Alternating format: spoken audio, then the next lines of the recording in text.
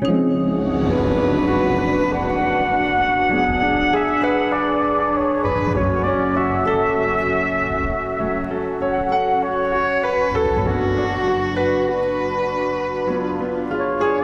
Ural Mountains are a natural boundary between Russia's European and Asian parts. It's spring, but the local climate allows skiing until early May, as we shall see in this issue of Russian Life. Russia's biggest ski resort is spread over the slopes of the world's oldest mountain range. Families from nearby industrial cities and tourists from all around the country come to Abzakovo for all kinds of outdoor recreation all year round.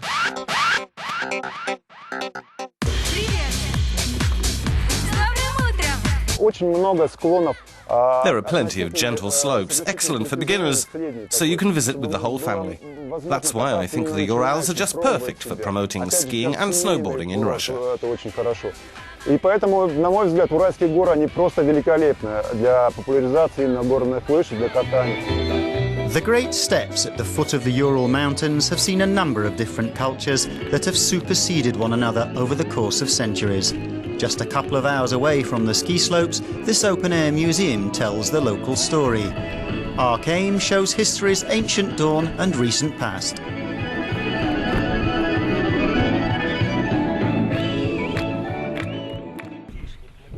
This heritage site was discovered in 1987. The unusual settlement dates back to the 17th century BC. Its circular clay walls defended the thousands of inhabitants who lived in these beautifully designed dwellings. The precious foundations of the ancient city are now kept safe under the ground. A fragment of the defence wall has been rebuilt to demonstrate its elegant layout.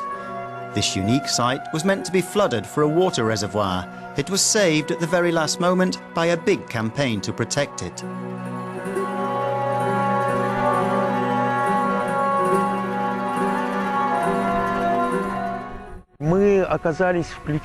We found ourselves at a key point in history in this steppe region. We discovered the key to the whole Indo-European formation, which became the basis for so many later cultures, Ugric, Turkic, and so on.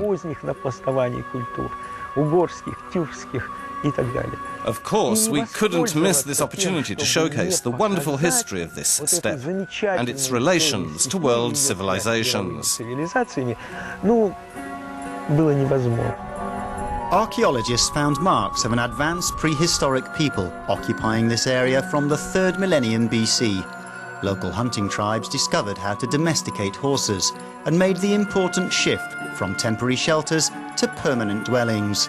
Today, at the vast museum site, we find carefully restored dwellings of Stone Age man, built with tools and techniques of the time. We recreated these dwellings using archaeological data found on several dozen excavations around this region. We've integrated many construction elements of the actual Stone Age buildings which we managed to identify. For instance, a house that burned and collapsed thousands of years ago left an imprint of its roof opening on the floor, giving us an idea of its size and so on. We used our logic and some advice from building engineers. The early Iron Age burial mounds, also recreated in the Arcane Reserve, show how the tribes of the Ural steppes built full-scale houses for their deceased leaders, so they could lead their normal way of life in another realm.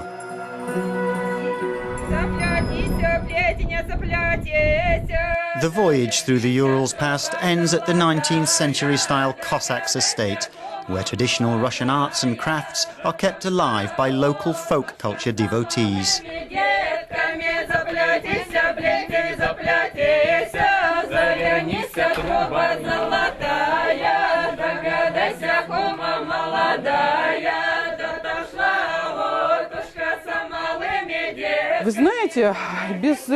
You know, without a past, there's no future.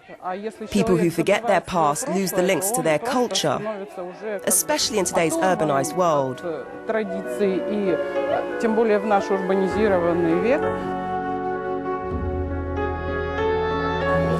In the next issue, we'll go to Baikal. The world's deepest lake is one of the most sacred places in Asia, the land of Buryatia and its spiritual traditions of Buddhism and shamanism. That's in 2 weeks' time in Russian Life.